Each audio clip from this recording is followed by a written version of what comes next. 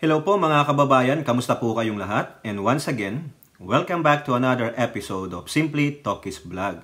So ang pag-usapan natin mga kababayan ay ito po rin pong nandyan sa Cojic, sa Davao City, yung mga kulto ni Kibuloy na mga tinatawag na sila ay mga Christian, quote and double quote, mga Kristyanuhan lang pala. Bakit po? Mamaya sasabihin natin. And also, eto po mga kababayan, no? Itong si Harry Roque mukhang nakatikim sa mga mambabatas kasi meron pong sinabi dito si Representative Ace Barbers at si Representative Benny Abante. Ay, delikado po ito. Kaya nga po dyan sa ating thumbnail, yung maliit na nakalagay sa ni Roque, nilagyan natin ng kakasuhan na. Ayun. Kasi po, mukhang meron pong natunugan si Representative Benny Abante dito sa butanding na itong si Harry Roque. Si Mr. Backdoor Guy.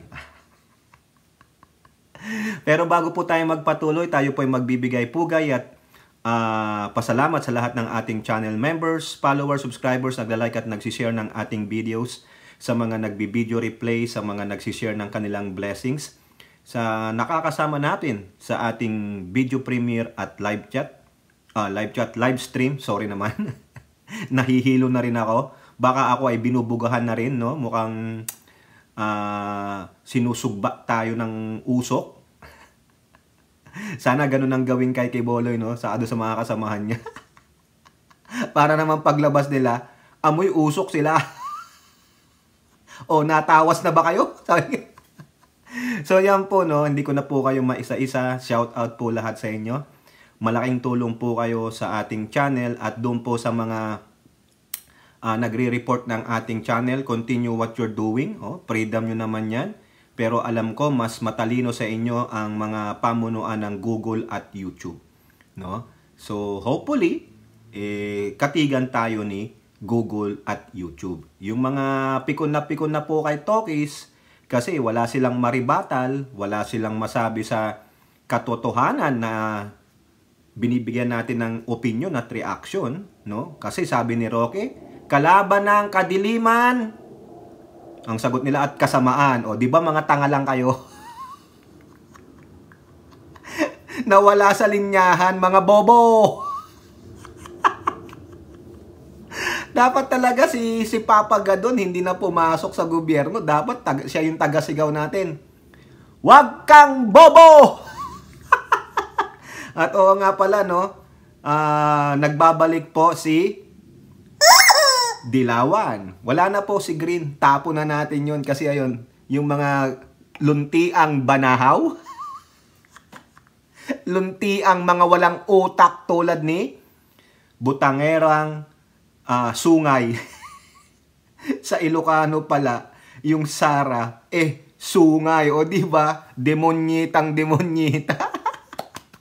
Palikpakan po, palakpakan. Happy araw ng kagitingan. Happy National Heroes Day sa ating bansa, except sa mga Duterteng mga putang ina. Except kay Kibuloy na manyakis ang putang ina. Ang ina siguro, no? Sising-sisi ang magulang ni Kibuloy, no? Sana siguro sabi siguro nung nanay, dapat anak, nilunok na lang kita. Ang laking problema dinulot mo sa Pilipinas. Nakakahiya ka, anak. Biruin mo, gusto nilang pababain ang Pangulong Bongbong Marcos dahil daw diktador, dahil sinusupi lang karapatan nila. Gago! Mga ulul. Mamaya dito, babanatan natin sila, no? Pero uunahin natin mga kababayan. Ito pong may video rin pala tayo, no? Uunahin muna natin itong mga kujik-kujik, ang kulto ni Satanas. Okay? Sige, magreklamo na kayo, no? Ireklamo nyo to, itong YouTube natin kasi pikon na po itong mga kupal na ito.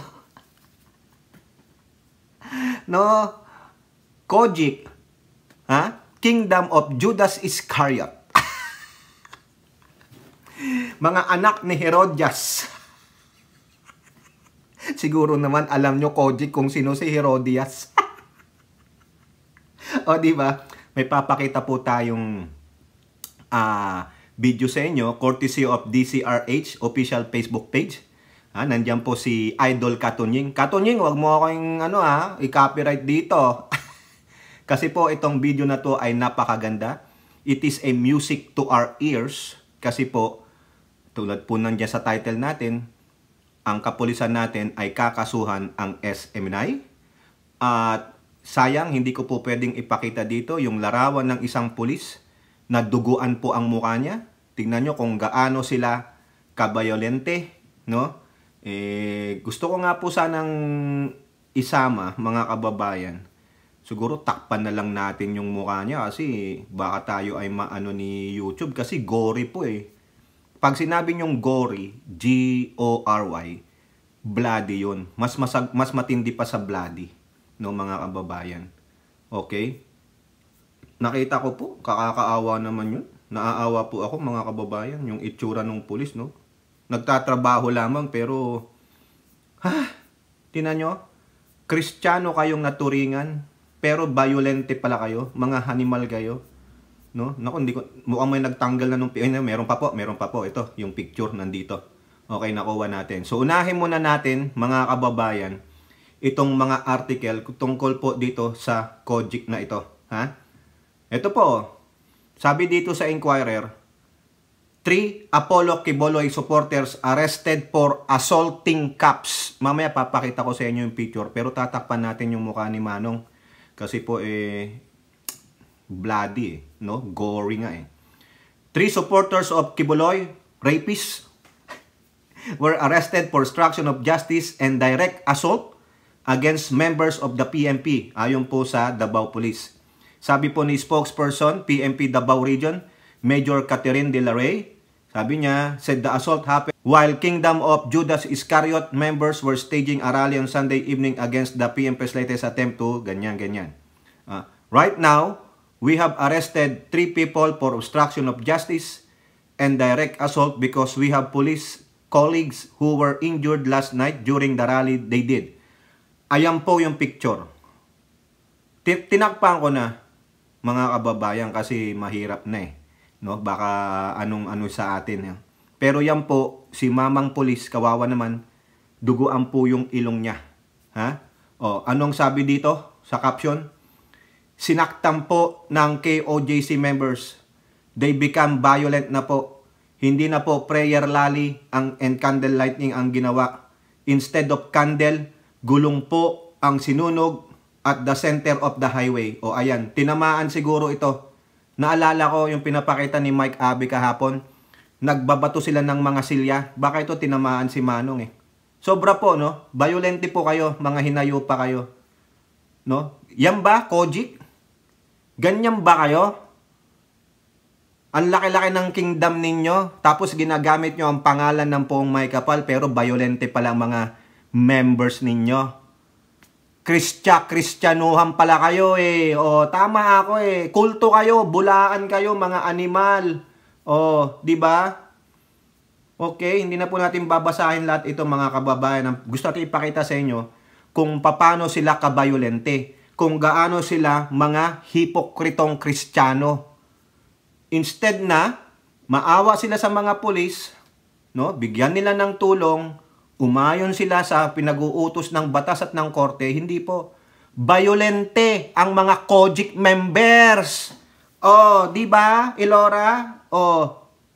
Eto pa, mga kababayan, GMA News Online naman, marami tayong article.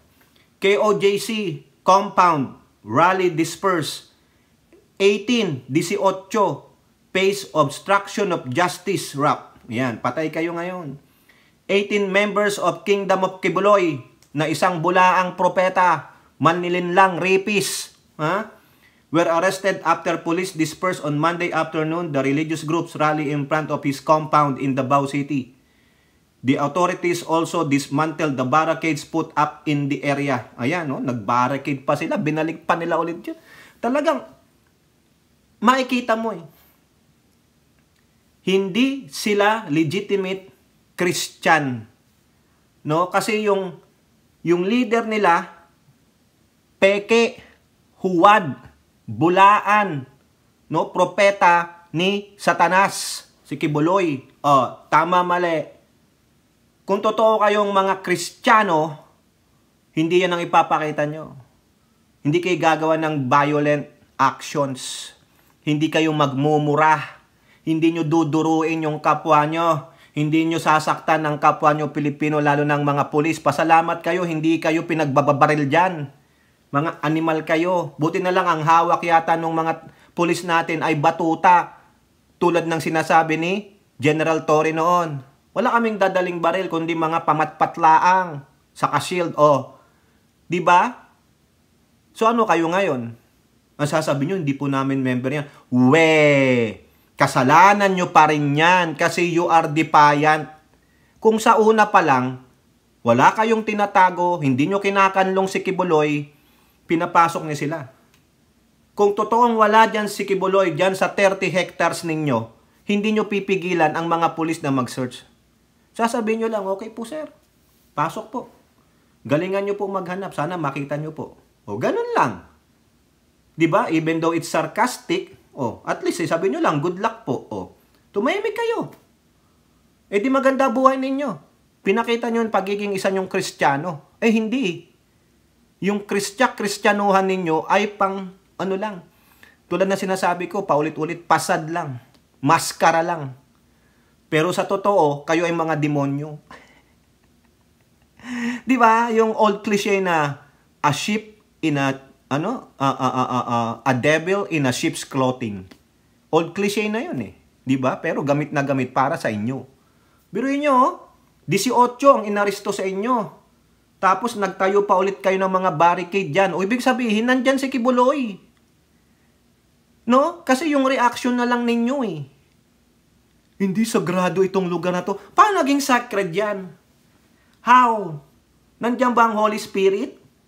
Diyan ba nakatira yung Espiritu ng Diyos? Mga gago!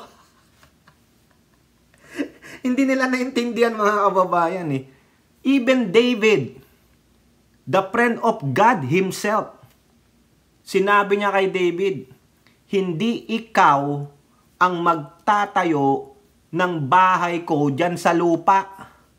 Kasi sabi ni David sa Diyos Ama nun, kasi kausap niya friend of God nga sila. Ang swerte mo pag tinawag kang friend of God ng Diyos Ama. Bibisitahin at bibisitahin ka niya araw-araw. Sabi ni David, gawang kita ng temple. Ano sabi ng Diyos? Hindi. Hindi ikaw. Diba? Tataka, teka muna, friend kita Natutuwa ako sa'yo. Sabi ng Diyos, hindi ikaw. Hindi ikaw ang gagawa ng temple ko. Kasi noon, ang Diyos nakatira lang dun sa Ark of Covenant. Yung dala-dala nilang ganun. Sinong gumawa ng temple? Yung anak niya, si Solomon. Diba? Tapos si Kibuloy, gumawa ng kingdom. Para daw kay Jesus Christ. Gago! Inutulang kayo ni Kibuloy. Para lang sabihin niya may asset siya. Kayamanan niya yan kayamanan niya na ginamit kayo. Materialistic si Kibuloy. Mga gunggong, praning si Kibuloy. Dapat yan si Kibuloy ilagay sa asylum. Mga kababayan, napanood ko yung isang video ni Arlene Stone. Punta kayo sa YouTube channel ni Arlene Stone. Nakita ko, si Kibuloy, nagbibisaya, pinagagalitan yung kanyang mga pastoral. Putangin ng mga babae pala. Naandoon kung paano niya isalaysay, paano niya gaganunin yung mga babae. Tapos kultong-kulto, pag pumasok ka daw, hindi ka na makalabas. Gagawin niya sa inyo, alam nyo na, ibabaong kayo niya sa lupa pag lumabas kayo sa kulto nila. Kaya nga, di ba, may nakita sila, mag-inayata na traffic, human trafficking, yari na naman si Kibuloy. Kasuhan nyo rin yung mga administrators, hindi lang si Kibuloy, lalo na yung babaeng sabi niya, antayin mo kami, BBM, sa pintuan ng Malacanang, 8 million kami, ulol. Dito mamaya,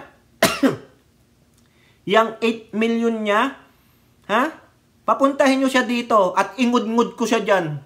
sa kalsadang aspalto. Oo, yung pagmumukha ng mga nandoong 5, ang tatapang ninyo, no?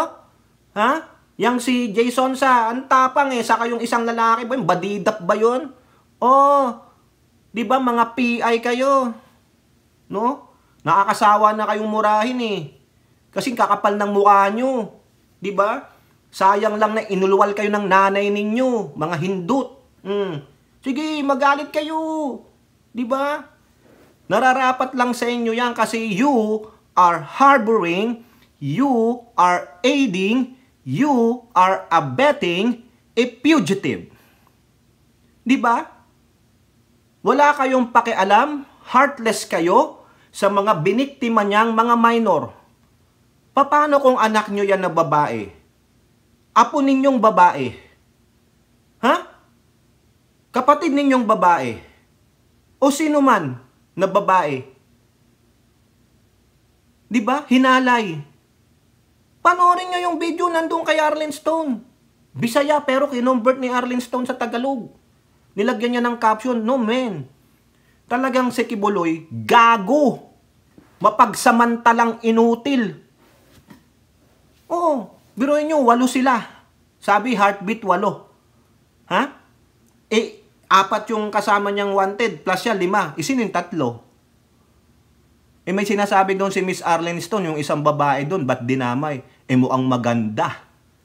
Pag maganda ka, kay Kibuloy ka, tingnan nyo, gago to si Ballpoint Man Ballpoint Man, shout out. Ha? Sabi ni Ballpoint, kaya pala doon sa SMNI, walang magaganda. Kaya pala dun sa Kojic ngayon, walang magaganda. Kasi na kay Kibuloy lahat. Pinupunlaan ni Kibuloy. Ang ina, nagsama pa ng 3. No?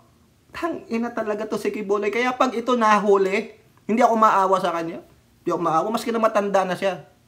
Dahil sa kanya, nagkakagulo sa Davao City. Dahil sa kanya, natuon ang interes ng sambayan ng Pilipino. Nawala ang dapat pag-usapan natin na national interest na kagaguhan ng China. Kagaguhan ng China sa Pogo. Kagaguhan ni Duterte sa EJK at Pogo. Yun dapat ang pinag-uusapan natin Pero itong mga to, dahil kay Kibuloy, mag-aaway-away tayo, magpapatayan tayong kapwa Pilipino, magkakasakitan, tulad na nga nung kanina. Di ba? Tapos hinihikayat nyo pa ang mga sundalo na sumama sa inyo. Anong palagay nyo sa sundalo? Walang sariling pag-iisip? Karamihan ng opisyal dyan, PMAers? Ibig sabihin, wala silang ganito? Nag-PMA pa kayo. Kung maniniwala kayo kay Duterte. O yung mga retired officers, nag-PMA pa kayo, maniniwala lang kay Duterte? Di wala kayong prinsipyo. Ano prinsipyo nyo? Maniniwala kayo para lang tulungan si Kibuloy at maibalik ang Duterte sa power, tapos after that, wala na, whitewashing na. Paano yung biktima? Ha? Ano yung oath ninyo? Nung PMAers pa lang kayo, o tapos naging mga sundalo kayo, mga flag officers and officers kayo, o yung mga enlisted, ano ang sinumpa niyong tungkulin? Tapos kung sasama kayo, makikinig kayo sa kanila, sinong pinoprotektahan ninyo? Di ba? Yun ang naratiba nila Pinoprotektahan nila, ginagamit nila ang mga pangyayaring ito sa Kojic na kung saan itinatago ang mga pugante. Ginagawa lang ng mga pulis ang kautusan ng korte at yung mandato nila, ipatupad ang batas. Tapos sasali kayo sa mga ganyan? Ano kayo? Di ba? Wala kayong prinsipyo. Yun lang ang sa akin kung meron mang mga kasundaluhan, active or retired na sasama dyan, wala kayong prinsipyo. Ibig sabihin, you are yung bang mas kinakampihan nyo ang mali. Diba? Kaya wala silang makuha Ngaw-ngaw lang sila ng ngaw-ngaw, mga kababayan. Okay? So, 18 yan. Obstruction of justice, buti nga yan. Dapat yung pagpapuluin na lang ng yung 2x2 na lapad, ganun. Mga animal. Eto pa, mga kababayan, Nangyari na po yung panawagan nila, no? Magrarally daw sila. Mananawagan sila, magproprotesta sila. Sinimulan nila sa Davao yung 8 million. Nako, kitang-kita naman, ang dami. 8 million na langaw. Akala ko naman mapupuno nyo ang Davao City, putangina ninyo. Kamura-mura talaga kayo. O, pasok na, Lenlen. O yan, visit. Diba? Oy, ikaw na harlot of Judas. Yung babae, hindi ko lang pangalan nung gaga na yun eh. Yung nagsalita na, antayin mo kami, Bongbong, hindi kami ang mag-antay sa'yo, kami ang pupunta sa'yo. Magbalot-balot ka na. O, sino ba yung gago na yun? No? 8 million daw sila. Ha? Pupunta daw sila ng Maynila, magrarally. Ha? O, ayan. Pumunta nga ng Maynila. Nagrally, mga kababayan. Ang dami, natakot ako. Takot ako. Parang mas marami pa sila sa populasyon ng Maynila. Oo, di ba nandun ang Malacanang? Oh, ano sabi sa Inquirer? Quiboloy supporters to camp at Liwasang Bonifacio. Magdung pala sila pupunta, Liwasang Bonifacio, to protest versus government? For what? Pro-protesta sa gobyerno para sabihin BBM resign? Ganon? Ha? Sa palagay nyo? May maniniwala sa inyo? E kulto kayo? Unang-una, sinungaling kayo. Pangalawa, utak kriminal kayo. Bakit? Kasi tinutulungan nyo yung rapist na pinuno ninyong sinungaling. Ganon, mandarambong, manlilinlang, sabihin ko na lahat. Oh, tingnan ninyo. Oh, yung mga gago, bangag daw ang Pangulo, bangag ang gobyernong ito. Patunayan nyo muna. Kayo, pag hinuli kayo, idemanda kayo ng gobyernong ito, ano sasabihin nyo?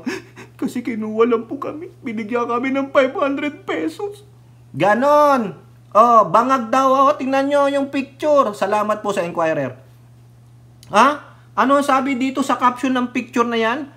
Around 100 members of kulto ni Judas. Ay, 100 lang? Eh, anong sabi nung babae? 8 million. Sabi ko na nga ba eh. 8 million lang na utot pala kayo.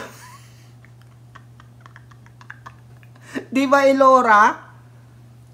Utot lang pala kayo, hangin lang pala kayo, putang ina ninyo. Nasaan yung 32 million? Ha? Mami Peng, nasaan yung 32 million 500? Yung boto daw ni Tamilmil, nasaan? Tangina, 100 lang pala. Magmamayabang pa si Sungay Sara Butangera.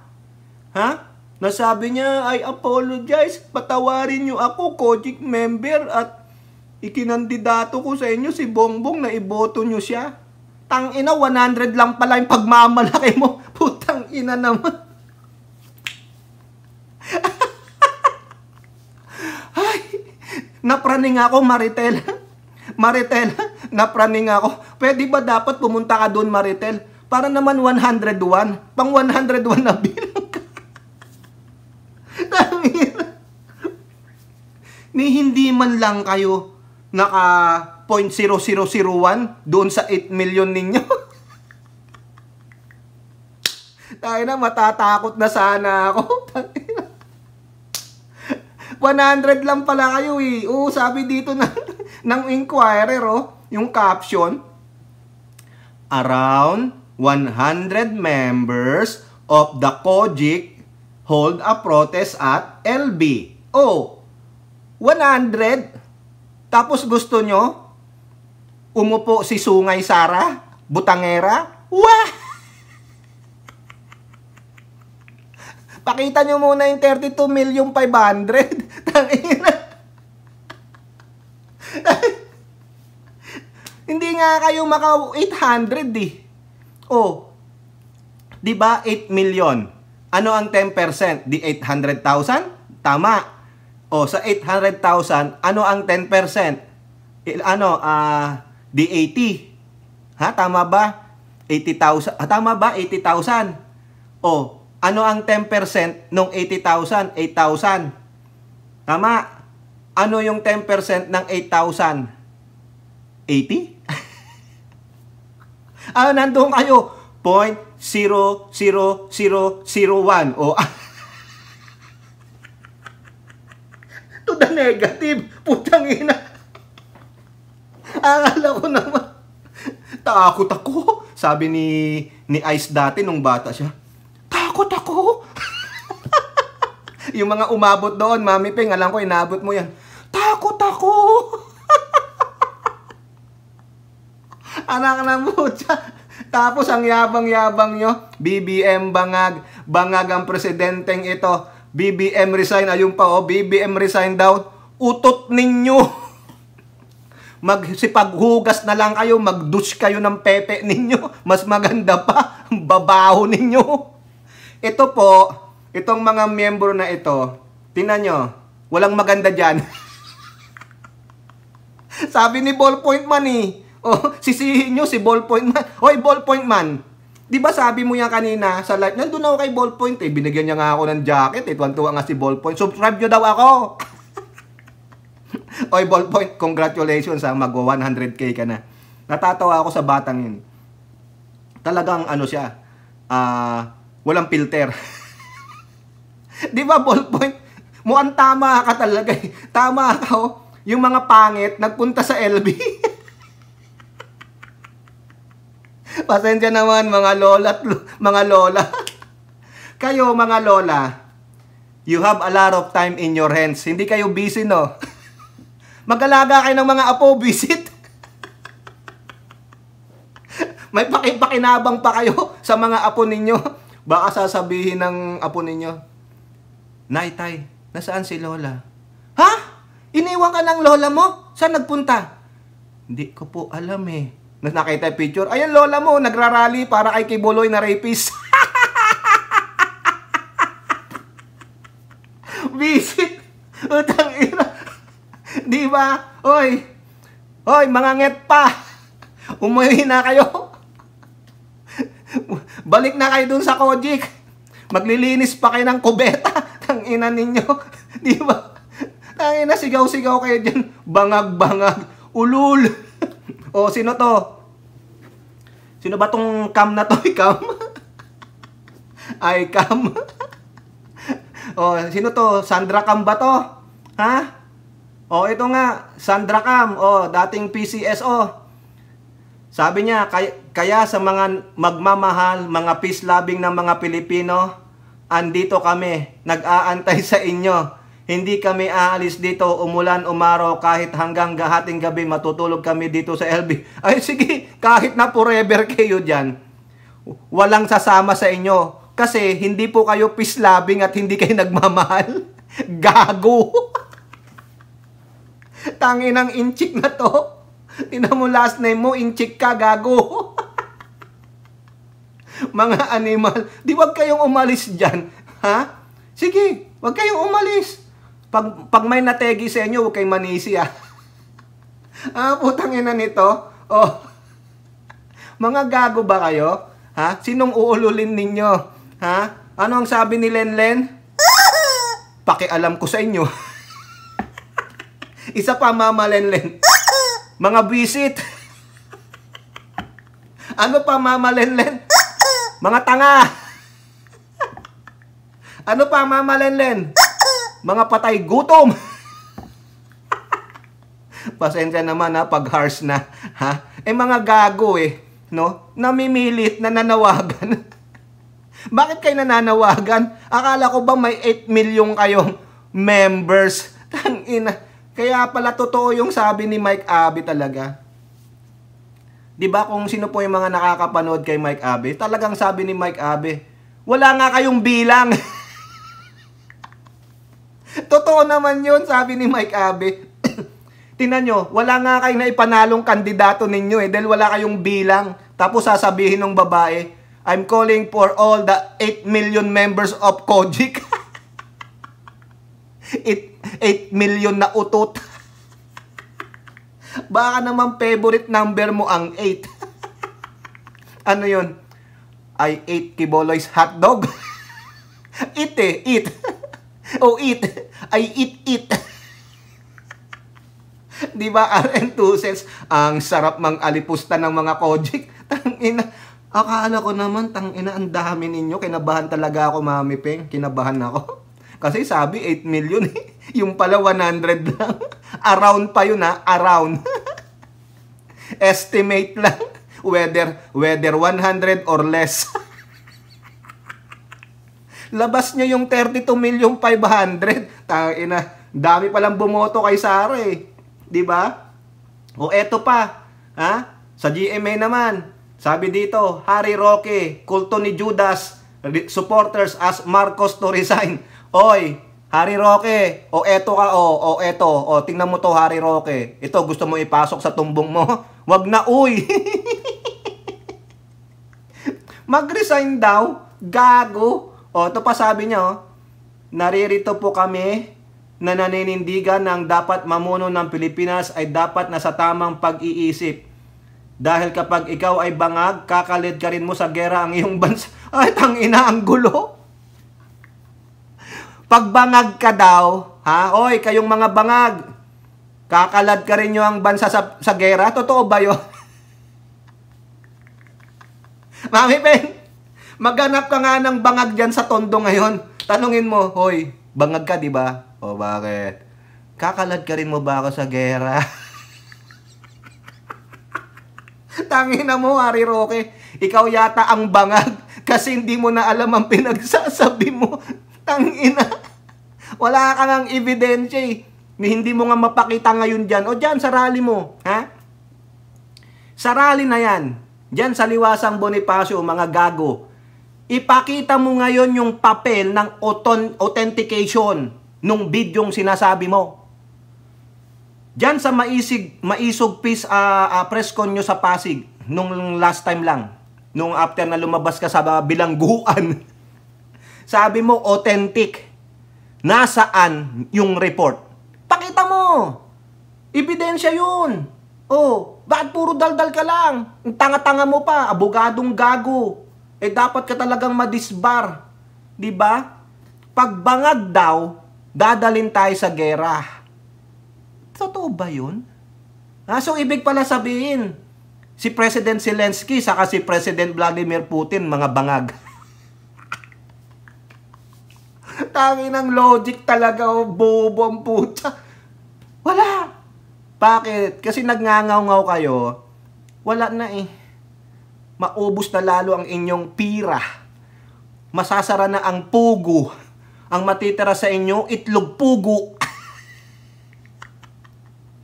Sayang yung 36 million. Paano ko babawiin yun? Di ba, Roque? Sayang eh. Oh, nek-nek ninyo. Gago, Roque. Ha? Hindi, walang maniwala sa'yo, Roque. Ha? Eto pa mga kababayan, sinasabi ko sa inyo, ang mga kapulisan ay ididimanda ang SMNI. Oh, eto po, no? Salamat po sa DZRH. Dito po sa 2x2 in-interview po si PRO 11 spokesperson Major Catherine De La Rey.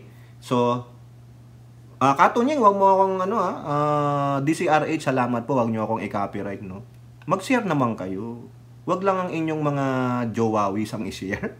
Di ba, Elora? O, eto po. Marami pong fake news na nilalabas ng SMNI. In fact, ang nilalabas nila ay 7 po daw yung patay dahil sa service of warrants of arrest. Pero kahit na narinig nila na si Attorney Torion mismo nagsabi na isa lang ang patay, pinipilit pa rin po nilang sinasabi na ito po ang patay. And then, hindi po related sa service of warrants of arrest ang namatay dahil 4 na araw na po siyang puyat at pagod dahil siya po ay nagbabantay sa tower. And then more than 15 minutes na po nung nag-start siya nag-collapse bago po sila tumawag ng ambulance. Wala ba kayong planong gawin doon if they are violating any law? May plano po kami na mag-file po ng mga kaso Katuni and Jerry. Laban sa? laban po sa KOJC members sa SMNI po. Opo, for propagating fake news, ganun ba? Po, because they're creating chaos and panic po. Ayan po mga kababayan, magkakaso ang kapulisan sa SMNI. Totoo po yun. Kung lahat kayo napanood nyo yung simula nun, gago yung mga angkor nun, kung sino man yung mga hinayupak na yan, no? Kasuhan nyo po, propagating fake news, malicious information to the public, na even though na iginigiit na nung attorney ng COGIC na isa lang ang namatay, sila 7 pa rin po. Parusahan nyo sila kasi itong SMNI, no, galit na po yan. Mga vlogger na lang yan, tama lang yan para hindi sila maghari-harian. Propagator of fake news, SMNI, samahan ng mga nanlolokong inchik. Mga hinayupak. Ayan. Eto na tayo mga kababayan, no? Eto pa, isama lang natin ito, isingit natin. Kasi itong mga gagong mga COGIC, mga supporters ng COGIC, sinasabing nag-lockdown daw sa Davao City. Ang ginawa ng Rappler, fact check. No lockdown in Davao City, sabi ng police. Pinak-check ng pinak-check ng Rappler yung binabalita ng SMNI. Ayan, anong sabi? Ratings false. Yari ka SMNI. Pwede pong magamit ito ng kapulisan dahil ang SMNI, they are ini-stir up nila yung damdamin ng mga kulto ni Kibuloy at yung ibang supporters para mag-rise up against the police and this administration. Kaya dapat kasuhan ito, gamitin ito, no? Sa yung report ng Rappler, gamitin nyo po. Bawi-bawi din. Eto pa mga kababayan, no? Ito matindi. Unahin muna natin yung kay Ace Barbers. Sabi ni Barbers sa Politico, Barbers to Harry Roque, quit acting like a VIP politiko. Correct, feeling niya, very important person siya. Pero, ang tawag natin sa kanya, very immature pig. VIP, very immature pig. Ayan. Yan, baboy ka kasi. Yan, napala mo sa'yo. Ayan ang sabi dito, sabi ni Barber, called on former presidential spokesperson Harry Roque, sorry naman, no, to stop believing that he is an important political figure in the country. Sabog. Ito sabi niya, well, ako, ang masasabi ko lang, medyo parang siguro bawas-bawasan ni Roque, yung paniwala na napaka-importanteng political figure niya para sikilin yung kanyang freedom of expression, para sikilin yung kanyang mga sinasabi. Kung ikaw ay naniniwala na napaka-importante mo, nasa sayo na yon. Wala ka pala, Roque, hindi ka pala importanteng political figure Nakikisaw-saw ka lang. Hindi ka na nga sinasali. Saling pusa ka na lang, nanggigit ka pang major actor ka. Ayan, Wag na sanang haluan ng politika dito. Wala hong politika dito dahil kung meron sisikilin na freedom of expression, di sana hindi ikaw, no? Hindi ikaw, marami siguro dyan. Ay, nako. Diba? Yan, nakatikim ka tuloy, Roque. Ito pa sabi niya, ni Barbers tungkol dyan sa Pogo. The fact remains that sagutin nyo yung mga tanong ng mga kongresista dito sa Quadcom. Kasi napakahalaga nung hinahanap ng mga dokumento. Napakalahaga ng hinahanap ng mga SALN. Trust agreements, trust contracts, audited financial statements. These are necessary documents na para mapatunayan na ang perang alleged na ginagamit ng iyong korporasyon ay hindi galing sa illegal na Pogo. Yon! Patay ka, Roque. Kaya ka pala nag-iingay, para mapagtakpan. Tapos, BBM resign, bangag ang Pangulo. Ikaw ang bangag. Dahil sa pagiging bangag mo, kung ano-ano na ang pinagsasabi mo, hilong-talilong ka na, talakitok. Ayun. Ano naman ang sabi ni Representative Abante, mga kababayan? Ito, delikado si Roque dito. Pwede itong damputin na lang ng Anti-Terror Council. Harry Roque's call to topple Marcos government. Treasonous. Treason. Sabi ni Representative Abante. House Committee on Human Rights Chairperson and Manila Representative Bene Abante described as treasonous the call of former President spokesperson Harry Roque for a people power to topple the administration of President Marcos Jr. Sa akin, it might also be treasonous. Treason daw. Treason. Whatever na banggit ninyo. Basta treason. Because he's now calling for people power to topple down the present administration. Hindi naman siguro tama yung ganon, di ba? I mean, it's one thing to be able to rally against the government. It is another thing to say, let us come together so we could be able to topple down this government. Correct! Di ba? Halatang halata naman. Ngayon, magpaliwanag karaoke. Dapat tawagin nyo po yan. Dapat damputin niya ng Anti-Terror Council at pagpaliwanagin siya. Bakit ka nananawagan na pabagsakin ang gobyernong Marcos? Ano dahilan ninyo? Treason yan. No? Ang kapal ng mukha niya eh. Sabagay, abogado siya, kaya niyang i-defend yan. Sabi niya nga, bring it on. 34 years in my profession, bring it on. Gago, pag na-bring it on ka, yari ka. Hilong talilong ka, 'di ba? Pag nasa kongreso siya, no, lalo na sa lower house, akala mo maamong tupa. Akala mo basang sisiw na kinakawawa. Paglabas gumaganong-ganong pa. Gago. Wala, tapang-tapangan ka lang, Roque. Pero basag ang itlog mo. Buti kung may itlog ka pa. Di ba? Kayo po, ano pong inyong masasabi? Comment down below and don't forget to like and share. Hope to see you on the next videos. Bye-bye. God bless.